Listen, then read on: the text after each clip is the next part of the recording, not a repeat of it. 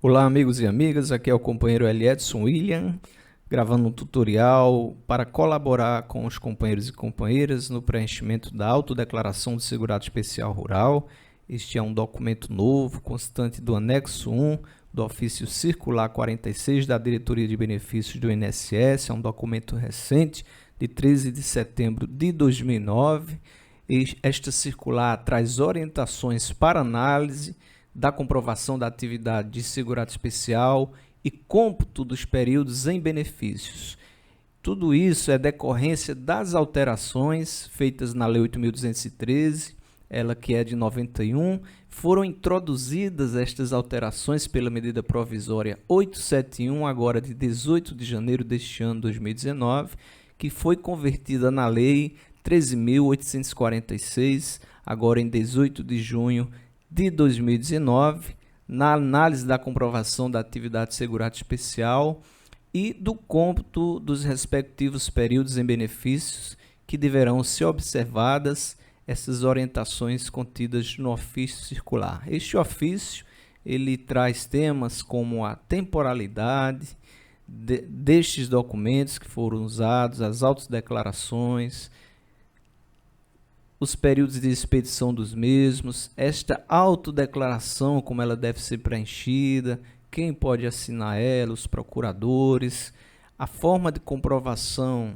de ratificação desses períodos através dos bancos de dados, dos sistemas que podem ser utilizados pelo INSS para comprovação desses períodos, através do Pronaté, da DAP, de diversos documentos da base governamental e de documentos que possam ser apresentados pelo trabalhador para servir de início de prova material, pleno ou temporal desses períodos que se deseja declarar. Então, esse ofício circular ele traz orientações aos servidores do INSS nesse sentido, trata também das provas materiais e traz disposições gerais a respeito de como se deve comprovar o período de atividade rural, de como se deve operacionalizar isto dentro do INSS, também servindo aí para os pescadores que fazem parte da categoria dos segurados especiais. Então hoje vamos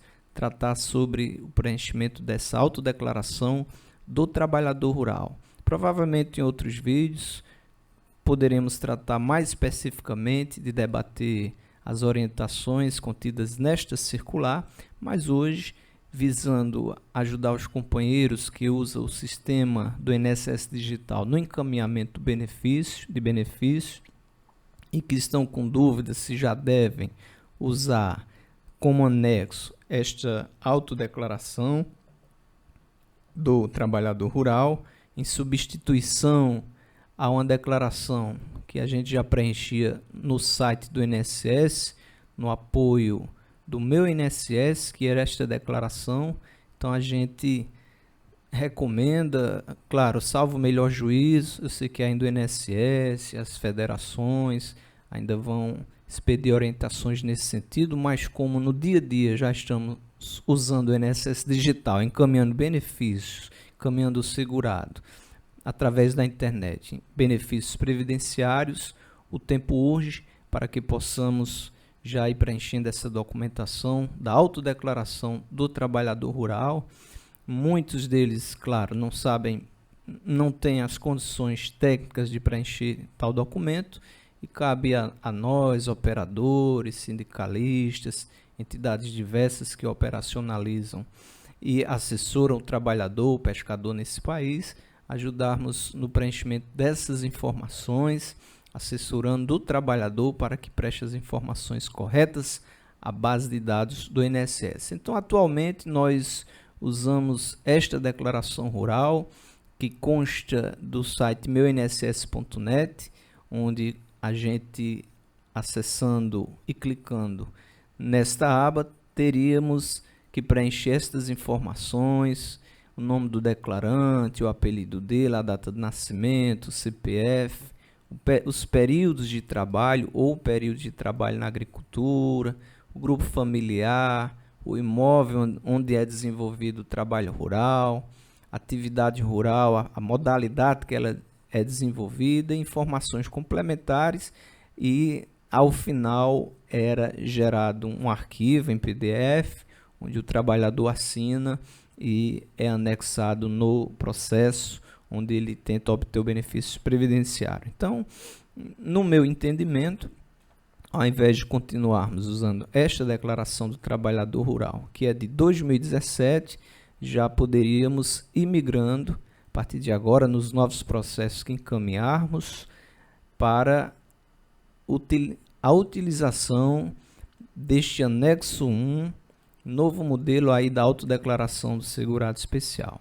E ela própria já traz a ressalva de que todas as informações abaixo contidas serão checadas nos sistemas oficiais a que o INSS tem acesso. São sistemas diversos, PrevWeb, o portal do empreendedor individual, microempreendedor individual, CNIS, Infodap, são diversos sistemas, a Sala da Cidadania do INCRA, são vários portais que o INSS dispõe para checar as informações que estão sendo aqui prestadas. Base de dados diversas de CPF, de informações do trabalho feito pelo agricultor quando assinou a carteira em algum momento de sua vida. Então é de suma importância que as informações contidas neste novo formulário, na autodeclaração do trabalhador rural, elas correspondam com a verdade dos fatos, sejam bem preenchidas, para que, evitando-se erros,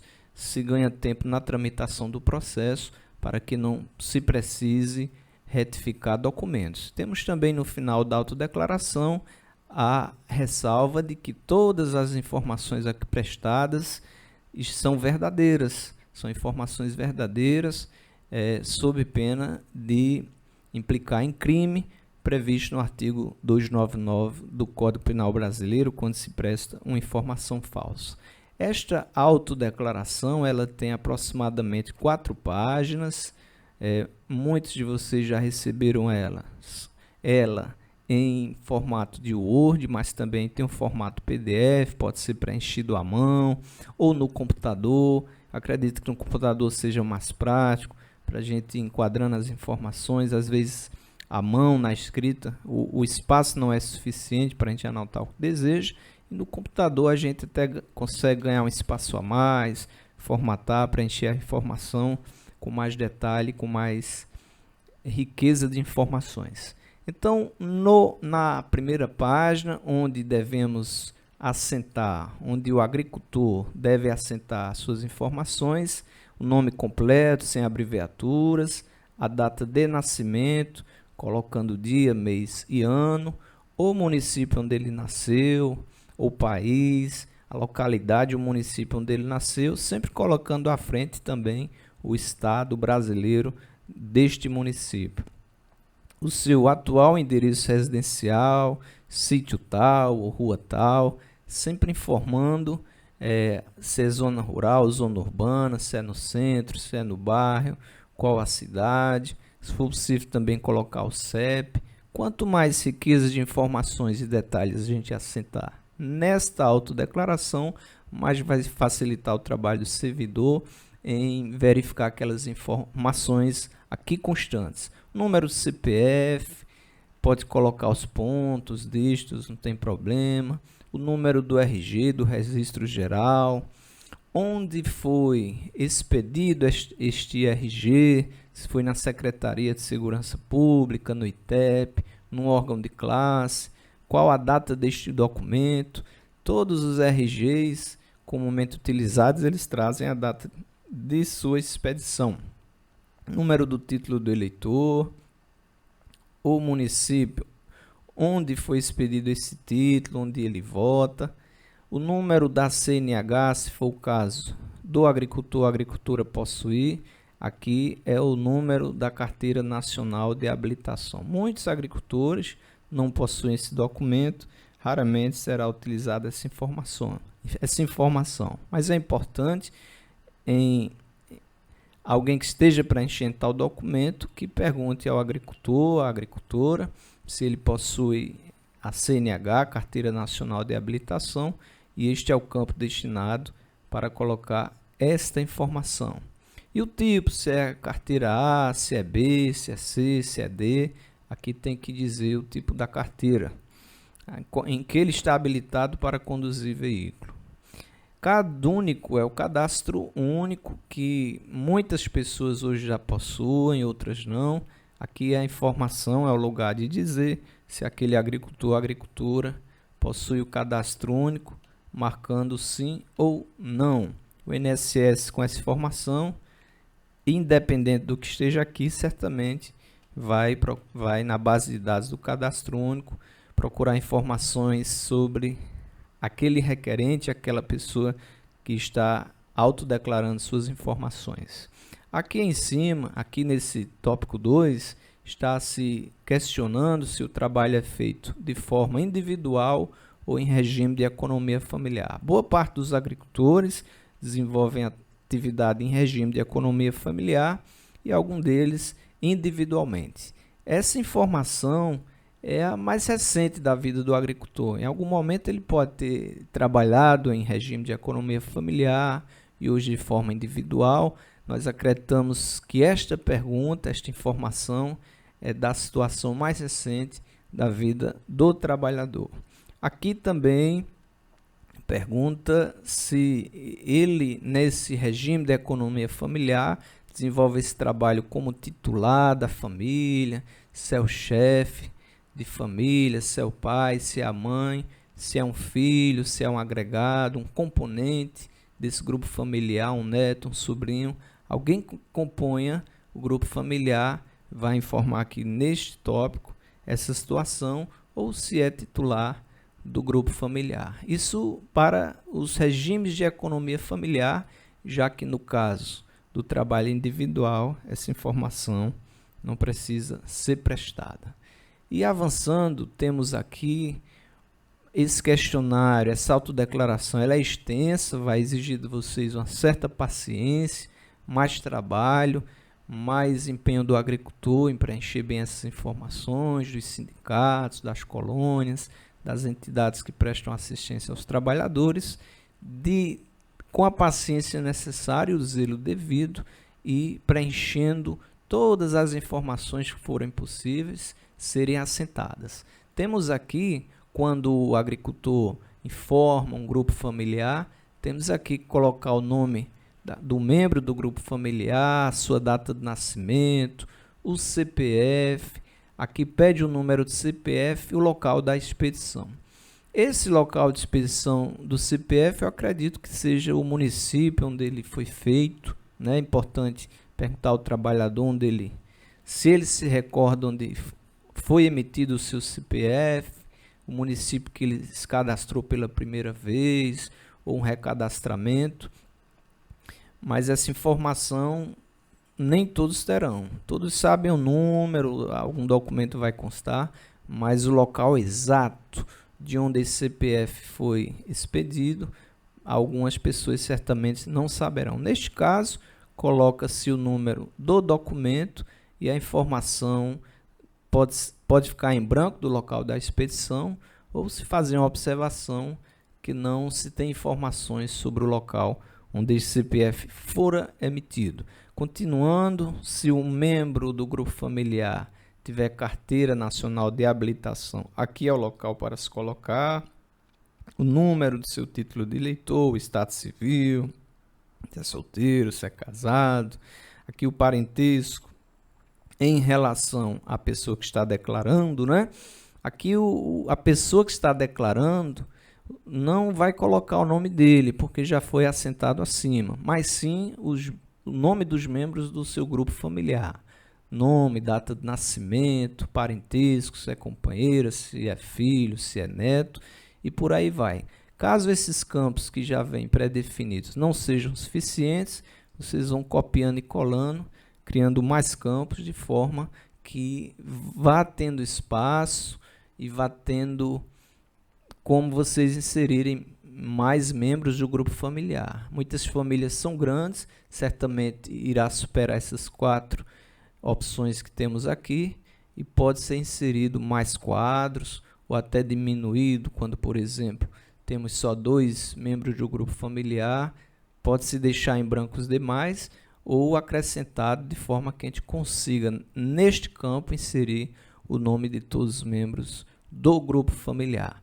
No tópico 3, temos os períodos da atividade rural. Aqui é um local que exige muita atenção do trabalhador que está preenchendo seu documento, do sindicato, da colônia, no caso dos pescadores, para declarar com precisão o período em que foi desenvolvido as atividades rurais. Então, vamos supor que este agricultor trabalhou em 3 propriedades rurais, começa-se preenchendo o período mais antigo, de tanto a tanto, esse trabalho, qual a condição dele em relação a esse imóvel, se ele é proprietário, se na época ele era comodatário, arrendatário. Então, em frente a esse período de carência, esse período declarado, vai dizer se ele era meeiro, usufrutuário, se era condômino, posseiro, assentado, acampado. Isso no primeiro período. No segundo período, de tanto a tanto, e já prestando a informação também se era arrendatário, possuidor, proprietário, de acordo com a realidade da vida do trabalhador. Então, se é só um período de tanto a tanto, certamente vai ter só o preenchimento desse período com a informação, a condição desta pessoa em relação ao imóvel declarado. Esse quadro é muito importante, vocês vão ver que mais abaixo, informações que serão prestadas lá, irá depender das informações que irão constar aqui em cima. Então, aqui embaixo, no 3.1, temos que informar os dados destas propriedades. Se for só uma propriedade, aqui nessa primeira opção de preenchimento, já dá para a gente dizer o registro dessa terra, o número do imposto territorial rural que tem no documento, o nome da propriedade, sítio tal, fazenda tal, granja tal, aqui vai ser colocado. Se o espaço for pequeno, pode ir aumentando, de acordo com a necessidade do preenchimento. O município, sempre seguido do estado onde está esse município, isso é muito importante. Até se tiver como colocar o CEP também, o CEP facilita bastante a busca.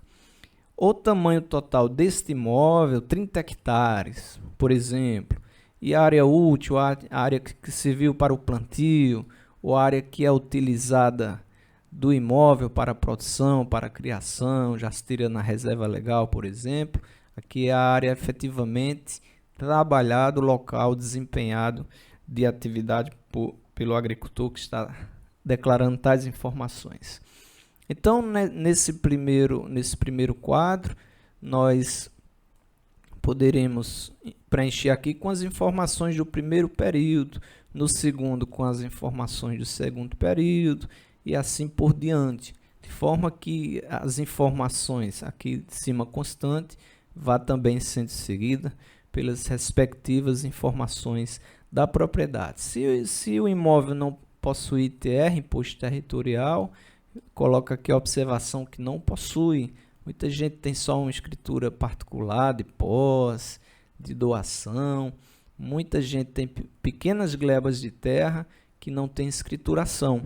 Então, não tem como, se isso não for previamente feito, colocar no momento do preenchimento a informação com o número do imposto territorial rural. Aqui embaixo se coloca o nome dos proprietários de tais imóveis. Na suposição de que o período declarado seja só um, aqui vai se colocar o nome do proprietário do imóvel, da proprietária, ou do condomínio, do espólio, o número do CPF do responsável, do proprietário, do inventariante, e aqui se repetindo o período em que o agricultor ou agricultora desenvolveu o trabalho neste imóvel. Essa informação tem que casar com as informações constantes destes períodos aqui declarados. Então, se eu declarar aqui de 80 a 90, aqui já no primeiro quadro das informações do imóvel, eu passo os dados do imóvel e na primeira linha das informações dos titulares da propriedade, eu passo aqui o nome do proprietário, seu CPF e repito aqui o período de carência desenvolvido pelo trabalhador. E assim, por conseguinte, a linha 2, onde eu declarei de 91 a 95, por exemplo, o agricultor, e prestou as informações, e no segundo quadro, as informações da terra, também aqui na segunda linha dos dados do proprietário, iremos colocar o nome dele, o CPF, e repetir o período em que ele desenvolveu essa atividade na propriedade. Isso não é difícil, é intuitivo, mas requer muita atenção para a gente não ficar misturando aqui os períodos e colocando os dados da propriedade de forma misturada, muito alternada. A lógica que a gente seguir aqui de tempo, do mais antigo ao mais novo, é interessante que também nas informações da terra a gente vá da mais antiga à mais recente e do proprietário mais antigo ao proprietário da terra mais recente, onde o trabalhador desenvolveu o seu trabalho. Informar aqui neste quadro se a atividade agropecuária principal e as informações da atividade desenvolvida e a destinação, se ele plantava milho, por exemplo, se era para subsistência ou para venda, se foi para venda, o valor que apurou com a venda no ano. Aqui a questão do feijão, por exemplo, da fava, da mandioca. Certamente vamos precisar de mais quadros aqui. No Word vocês podem ir criando mais espaços, mais quadros para irem prestando essas informações dos produtos agropecuários produzidos, trabalhados pelo agricultor e agricultora, informando se aquele produto se destina à subsistência, ou se parte dele vai para a venda, ou se todo ele vai para a venda, e o apurado anual em relação a esse produto. Aqui também é intuitivo, vai caber uma boa interrogação, uma boa entrevista em relação ao trabalhador para obter essas informações.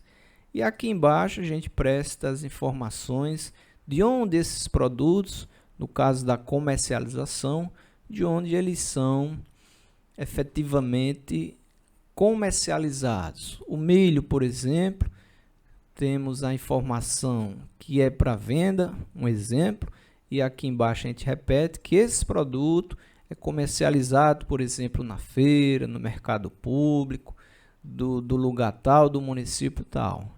Então aqui a gente complementa as informações aqui de cima, destacando que tais produtos foram vendidos para a cooperativa, para uma associação, ou na feira livre, ou no comércio local, no supermercado.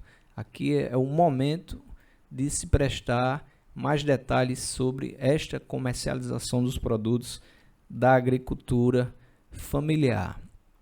Neste 3.5, se interroga se houve processo de beneficiamento ou industrialização artesanal com incidência de imposto sobre os produtos industrializados, o imposto IPI, na produção de queijos, doces, farinhas, etc. Caso o agricultor não beneficie seu produto, não o industrialize, nem recolha tal imposto, a gente marca o quadrinho não, informando que esses produtos não foram industrializados e nem foram sujeitos à incidência de imposto sobre produtos industrializados. Aqui são poucos casos, acredito que não é a maioria, não se aplica a maioria dos nossos trabalhadores, a maioria deles vem produzindo para subsistência, pouco deles destina parte da produção para a venda. Certamente essa informação não trará muita preocupação na hora do preenchimento e facilitará. Mas caso sim esse produto, a mandioca, seja beneficializada pelo agricultor e ele produza farinha e venda essa farinha e recolha imposto, aí sim será marcado aqui e se destacando qual o período que ele fez isso e o local da comercialização ou da produção dos produtos. No 3.6, se interroga se o trabalhador, a pessoa que está declarando essas informações, se possui empregados ou prestadores de serviço na complementação de sua atividade, na sua propriedade. Se for um pequeno proprietário, aqui se presta informações se utiliza da mão de obra de terceiros na produção agrícola, na propriedade, ou se ele, na condição de arrendatário de uma terra, eventualmente usa terceiras pessoas para a colheita, para o plantio. Aqui é o momento de informar o nome, o CPF dessa pessoa, se possui essas informações, e o período que se utilizou da mão de obra de terceiros no seu trabalho de agricultura familiar. No 4, se pede a informação se houve algum afastamento deste trabalhador da atividade rural. Aqui é o momento de dizer, por exemplo, que de tanto a tanto ficou em auxílio de doença, ou recebendo salário maternidade, ou desenvolvendo um trabalho urbano, ou que esteve viajando, fazendo um curso, por exemplo. Aqui é o local, o motivo de esclarecer o motivo do afastamento da atividade rural e em que período isto aconteceu, em que período da sua vida. No 4.1, se questiona se o trabalhador que está autodeclarando suas informações, se ele já residiu, se já morou em lugares diferentes do meio rural. Se sim, tem que esclarecer o município onde ele morou e o período. Um agricultor que morou no interior, no município tal, da região tal, ele pode em algum momento de sua vida ter residido na cidade, em uma pequena cidade, ou numa capital. Aqui é o local de se prestar esse esclarecimento, essas informações de onde foi essa moradia. Inclusive, esta é uma informação que é muito perquirida nos processos judiciais a nível da Justiça Federal. Se faz sempre um levantamento, uma interrogação nas audiências, de onde o trabalhador já residiu na sua vida, onde nasceu, os municípios que já morou, e essas informações prestadas naquele momento vão sendo confrontadas com dados já lançados dentro do processo. Então isso aqui vai ajudar muito aos sindicatos, ao trabalhador rural recordar e assentar essa informação dos locais que já trabalhou, dos locais que já residiu, diversos, fora do mundo rural. Então aqui acreditamos que seja para locais urbanos, porque são locais diferentes do mundo rural. Se ele morou no sítio tal, no município tal, e depois no sítio tal, no outro município, essa informação não necessariamente precisa constar aqui, porque são meios rurais onde ele residiu, não se precisando declarar aqui, mas sim em cima no quadro onde se pergunta, lá no 3, onde se pergunta onde ele desenvolveu os trabalhos, os períodos, os locais, já o local apropriado para isso. Avançando, nós temos também um questionamento se já desenvolveu outras atividades diferentes da agricultura. Aqui no caso a gente pode pegar as informações de trabalhos informais desenvolvidos pelo trabalhador, ou dos assentamentos que tem na sua carteira profissional. Por exemplo, em algum momento da vida, o agricultor foi servente pedreiro no município tal, no período de tanto a tanto, foi SG no município tal, no período de tanto a tanto, e por aí vai. Ele até traz informações aqui, como exemplo de pintor, de carpinteiro, de pedreiro, são atividades algumas comuns a desenvolvidas por trabalhadores rurais quando vêm para o meio urbano. Então aqui é o momento da gente destacar atividades envolvidas pelo trabalhador rural. Aqui tanto pode ter poucas informações ou nenhuma se ele não tiver exercido essas atividades, como pode ter diversas, 20, 30 informações, por exemplo, que o trabalhador rural, ao longo de sua vida e em curtos períodos, foi assinando sua profissional. A gente vai ter que pegar esse documento, ou CNIS, e jogar todas as informações aqui dos períodos de trabalho desenvolvidos pelo agricultor. E isso torna-se sim trabalhoso. O próprio cruzamento de dados do INSS vai obter essas informações do CNIS, mas é uma exigência que se tem nesta autodeclaração que o trabalhador ratifique tal informação. Há casos em que nós temos no CNIS informações de um determinado trabalho do agricultor e ele não reconhece que fez, ele nunca esteve naquele lugar, nunca trabalhou naquela empresa, e aqui é o momento de deixar fora uma informação inverídica que tenha no CNIS do trabalhador, para que o INSS possa fazer esse cruzamento de informações. Ou até numa informação que tenha na profissional ou no CNIS de uma atividade que ele desenvolveu, que começou no período tal, mas no CNIS o período está em aberto, aqui é o momento de dizer que o trabalho naquela fazenda, naquela empresa, foi de tanto a tanto, que é um período, um momento bom de se destacar, de se fechar aquele tempo que está aberto no CNIS, o trabalhador já prestando essa informação para que o servidor analista faça um cruzamento de dados e até, por exemplo, baixe inteligência para saber se de fato aquela atividade desenvolvida foi encerrada naquele período de informação prestada pelo agricultor. No 4.3 temos a necessidade de informar se o trabalhador recebe ou recebeu outra renda nas seguintes atividades: atividades turísticas, artísticas, artesanais, dirigente sindical ou de cooperativa, mandato de vereador. Então aqui nós temos, por exemplo, um agricultor que pode ser um vereador e que desenvolve trabalho rural, mas que recebe uma renda de tantos mil reais de um cargo eletivo temporário de vereador que ele desenvolve ou desenvolveu no período de tanto a tanto.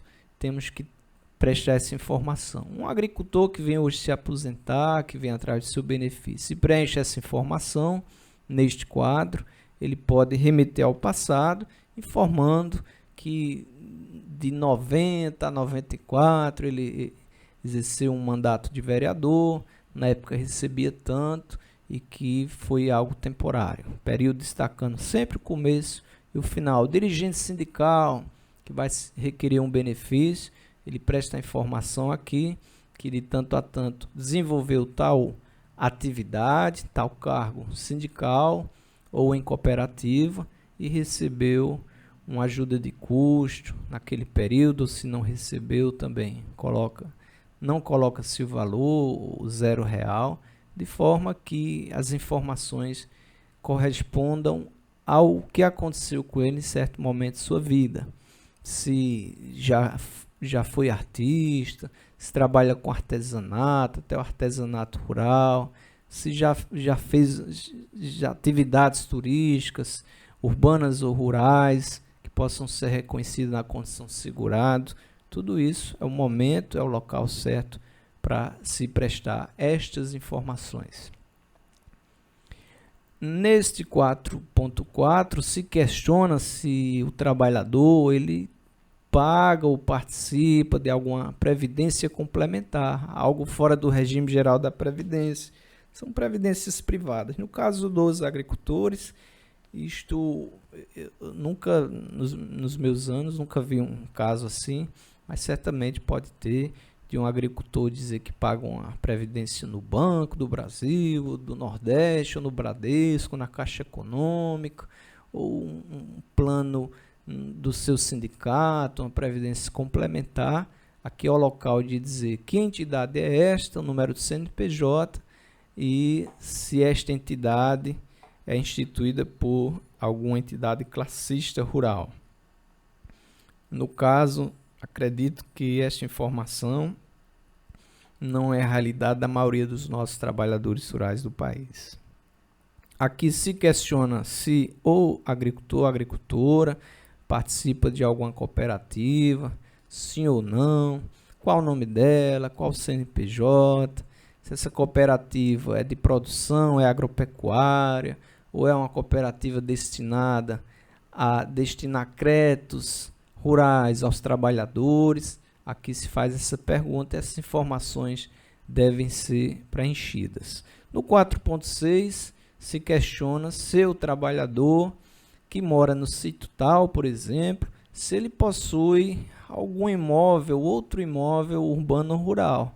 Aqui é hora de dizer, sim, eu tenho uma casa na rua tal, no bairro tal, da cidade tal, tem registro de cartório ou não tem, fica no município tal ou na comunidade tal e é avaliada em tantos mil reais esta propriedade. Neste quadro, neste campo, temos a oportunidade de esclarecer essas informações. É sempre bom a pessoa que estiver assessorando no preenchimento, a entidade, que faça uma pesquisa aí no banco de dados da COSERN, da CAERN, para ver se consta nomes desse trabalhador inscrito, se tem contratos ativos na CAERN, na COSERN, aqui no caso do Rio Grande do Norte. Cada estado tem as suas concessionárias de água e energia e pode também, como bom critério para se preencher esse documento, fazer uma pesquisa no banco de dados dessas concessionárias, se aquele trabalhador tem contratos ativos no seu nome ou se já teve. Isso ajuda muito no preenchimento das informações.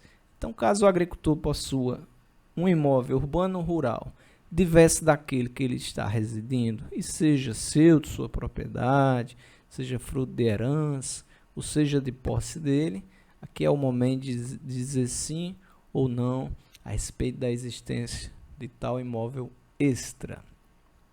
Temos aqui no 5, por fim, que prestar informações sobre o nome dos vizinhos da localidade onde atualmente o trabalhador exerce atividade rural ou do último local onde ele desenvolveu essa atividade. Fulano na direita, o número de CPF, se tiver, o endereço dessa pessoa, o vizinho da esquerda, da frente, dos fundos, do leste, do oeste. Vai ficar a critério de vocês, se não quiser nem destacar, mas sim colocar o nome dos 4 vizinhos, se for possível, prestar essa informação. Se o trabalhador tiver essa informação, dos vizinhos de roçado ou de propriedade, do último local onde ele trabalhou ou vem trabalhando. Se for possível, colocar também o CPF. Nesse caso, teria que ter um esforço maior do segurado que se declara ou da pessoa que está assessorando no preenchimento, de procurar essas informações e assentar nesse quadro, juntamente com o endereço da pessoa, de onde está residindo. Às vezes eu tenho um vizinho de propriedade, mas esse vizinho não mora no sítio, mora na cidade, eu vou colocar aqui o endereço dessa pessoa, do sítio, da fazenda, onde ele reside. Por fim, é isso, com o assentamento do local onde foi feito o documento, do município e a data, o segurado requerente ele deverá assinar todas as folhas